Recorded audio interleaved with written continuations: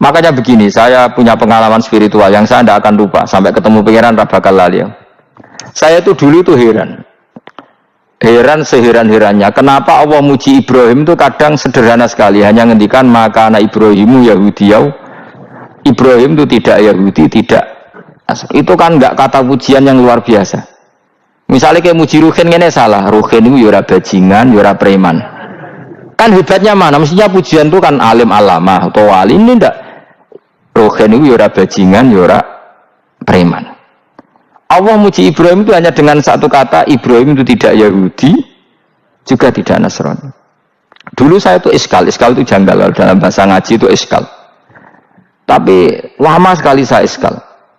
Tapi setelah saya pernah ke Yerusalem, pernah di Bethlehem itu, di Hebron ya. Ternyata Ibrahim itu makamnya itu dekat sinagog. Karena Hebron itu kota bersama, itu kakinya itu di sinagog, kepalanya di masjid.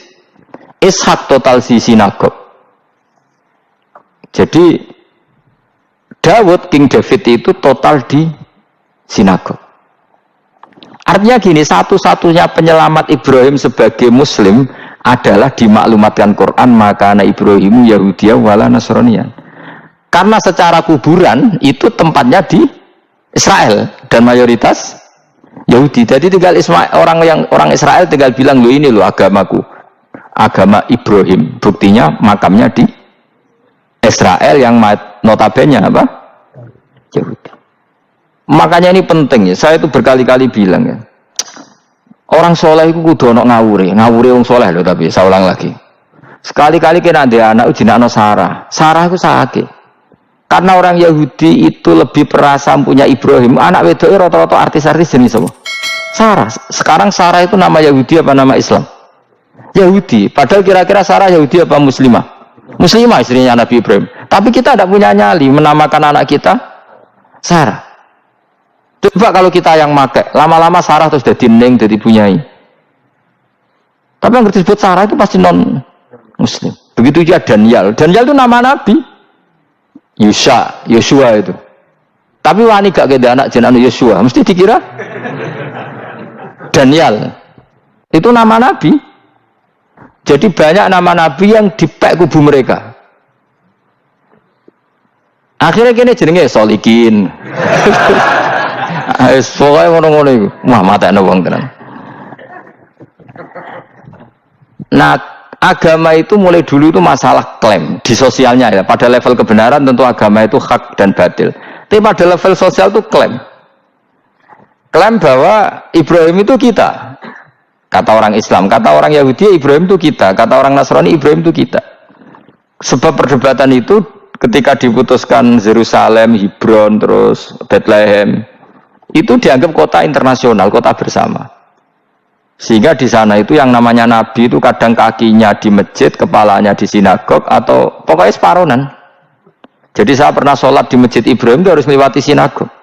Itu tak inceng Nabi Ishak itu nang tengah-tengah sinagog. Ibrahim lumayan, sirahe nang masjid. Jadi hanya satu bangunan. Sama persis di masjid Yerusalem itu masjid apa? Baitul Maqdis itu.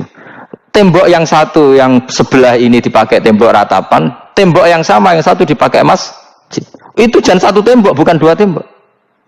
Makanya tiga agama ini unik, musuhan tapi titik keramat itu menunjuk yang sama. Orang kok berhubung ra cocok wis aku tak ning Bantul, enggak ada yang seperti itu. Semuanya di titik itu. Dadi nak donga yo krungu wong kula nate teng tempat tembok ratapan yang Yahudi.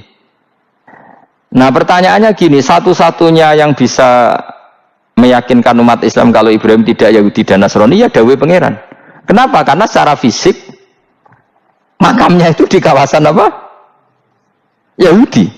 Nabi Daud para meneh sak kemule itu tembok bintang kejora kabeh. Bahkan kalau ziarah ke sana kudu maca ala Yahudi dulu. Piye Nabi Daud sing. Nah, di sini ini pentingnya nyuwun sewu, pentingnya dengan tanda kutip pentingnya politik. Jangan-jangan makam-makam itu terserah otoritasnya. Andai kan Indonesia itu menang Wahabi, mungkin makam-makam tulis sentral kemusyrikan, awas bahaya. Karena yang menang Aswaja ya tempat barokah. Ya tinggal yang nulis. Nah ini yang kita khawatirkan. Ibrahim mengalami seperti itu. Andaikan dulu yang menang 100% Umar atau Salahuddin Al-Ayyubi, mungkin Ibrahim itu enggak lagi ada sinagog di seputar Nabi siapa? Ibrahim. Semuanya emas. Tapi sekarang enggak, karena dikuasai dunia internasional itu jalan kakinya di sinagog. Ishak malah total, Ishak itu. Yakub malah total, semua tubuhnya di sinagog, karena Yakub itu nama lainnya siapa? Israel. Ya, nama lainnya Yakub siapa? Makanya Yakub bin Ishak bin Ibrahim. Lah Yakub punya anak namanya Yahuda. Paham ya? Makanya Yahuda bin Yakub bin Ishak bin Ibrahim. Yahuda punya dulur yang li'ab 12, yang dulur punya dulur li'ab itu 2, Bunyamin sama siapa? Yusuf. Ya Bunyamin Yusuf ini sakik. Yang lainnya berapa? 11, itu 10 kan, berarti 10. Pokoknya bangsa itu berapa itu? Lah itu li'ab hanya berapa? Ada li'ab, ada apa? Sakit. Makanya saya itu mikir. Nah terus perdebatan sejarah itu mesti mengacu ke Duriyah. Duriyah itu komunitas. Nabi Ibrahim itu, Ismail itu lahirnya di Palestina, di Syam, dibawa ke Mekah. Ismail itu kemudian ketika Islam, saya ulang lagi, ketika Islam mengklaim juga agama Ibrahim, itu orang Yahudi mencibir. Kamu kok bilang agama Ibrahim itu alasannya apa? Kita ini yang ikut Ibrahim, kata orang Yahudi, karena kita orang Palestina, kita orang Yerusalem. Terus Nabi Muhammad memberi penjelasannya, tentu diajari Allah, Ibrahim itu pernah hidup di Mekah. Buktinya fihi ayatum bayinatum maqamu, jejak kakinya di situ, jejak kesejarahnya di situ, yaitu istrinya pernah dibawa ke Safa dan Marwah, yaitu peristiwa Hajar nyari apa? Air. Lalu Ibrahim dan Hajar ini punya anak namanya siapa? Ismail, dan itu namanya Abul Arab. Jadi Abul Arab itu Ismail. Bukan Ibrahim. Kenapa kok tidak Ibrahim? Karena Ibrahim juga Abu Syam. Ibrahim masih milik bersama, yang mulai benar-benar hidup di Mekah itu siapa? Ismail. Maka dulu perdebatan antar para peneliti agama itu, lalu Adnan itu siapa? Makanya terus diputuskan wa adnanu bila roibin inda dzawil ulumin nasabiyah ila dzabihi Ismaila nisbatuhu wa muntama. Lalu pertanyaannya, orang Yahudi yang di Palestina tetap mengklaim kalau mereka turunan siapa? Ibrahim, dan menduga Ibrahim adalah Yahudi. Islam darani Ibrahim Islam. Ya sudah, seperti itu tuh nasib agama, akan begitu terus ila yaumil qiyamah. Kita tentu iman status Ibrahim, maka anak Ibrahimu Yahudiyau wala Nasraniyah. Nah, kenapa harus Quran ngendikan? Karena secara fisik atribut Ibrahim itu sekarang makomnya itu dikuasai Yahudi, akhirnya dikuasai Israel akhirnya juga. Jadi gampangannya ini loh. Umpama Nabi Ibrahim di makom ning Indonesia terus dikemuli ayat kursi, kan aman. Paham tuh kita? Angel temen rangno kowe. Mesti diarani Islam. Lah tapi di makom ning Israel dikemuli bintang kejora. Paham? Maka mau tidak mau tetap ada perebutan otoritas politik. Makanya di sini ini Sayyidina Umar ngotot kepengen nalono Romawi. Maksudnya Romawi sing nguasai Palestina. Tenan kasil. Akhirnya Nabi Ibrahim total ning masjid. Mulane kono jenenge Masjid Umar. Mergo sing naklukno awal sedurunge Salahuddin Al-Ayyubi sinten? Tapi gak suwe kalah neh wong Islam. Lagi menang neh Rasulullahuddin apa?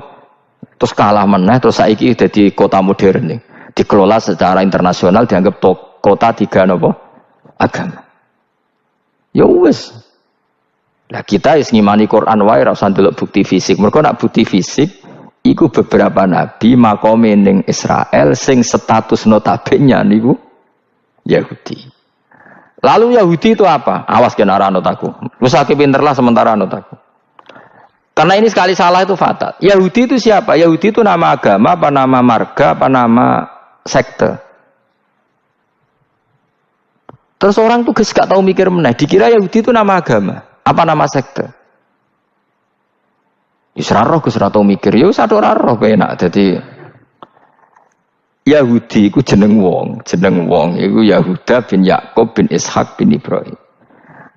Lalu nama ini ya tetap tauhid, tapi pertanyaannya apapun tauhid kamu tetap akan disalahpahami oleh penulis sejarah. Maka sejarah itu sekali sing nulis salah, tetap selawase korbane yo.